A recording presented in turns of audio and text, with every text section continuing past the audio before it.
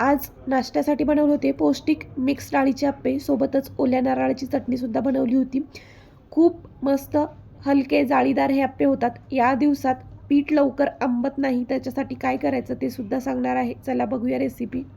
एका वाटीने मोजून 3 वाटी तांदूळ, 1 वाटी उडीद डाळ, 1 वाटी मूग डाळ, 1 वाटी हरभरा डाळ, अर्धी वाटी पोहे आणि अर्धा चमचा मेथीदाणे घातले एका भांड्यामध्ये. पाणी घालून 2 ते 3 वेळा स्वच्छ धुवायचं आणि 6 ते 7 तास भिजत ठेवायचं. आता पावसाळ्या दिवसामध्ये पीठ लवकर फर्मेंट होत नाही, त्याच्यासाठी मी सकाळच्या 10-11 वाजताच भिजत घालते आणि संध्याकाळच्या 6-7 वाजता वाटून घ्यायचं, म्हणजे फर्मेंट व्हायला पीठ छान वेळ मिळतो. आता संध्याकाळच्या 6-7 वाजता हे वाटून घेतलं आणि झाकण ठेवून एका गरम ठिकाणी अशा ठेवून द्यायचं, किंवा याला कापडसुद्धा गुंडाळून ठेवू शकता.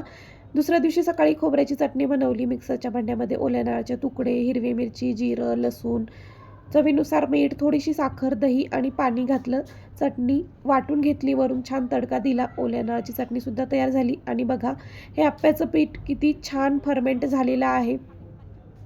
पीठ छान फर्मेंट झालं तरच इडली, डोसा किंवा आप्पे छान जाळीदार होतात. आता एका भांड्यामध्ये थोडंसं पीठ काढून घेतलं.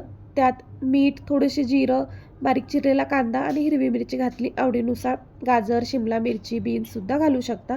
मिक्स करून घेतलं आणि आप्पे पात्राला तेल लावून हे पीठ त्यात टाकलं आणि मस्त आप्पे दोन्ही साईडने खरपूस भाजून घ्यायचे.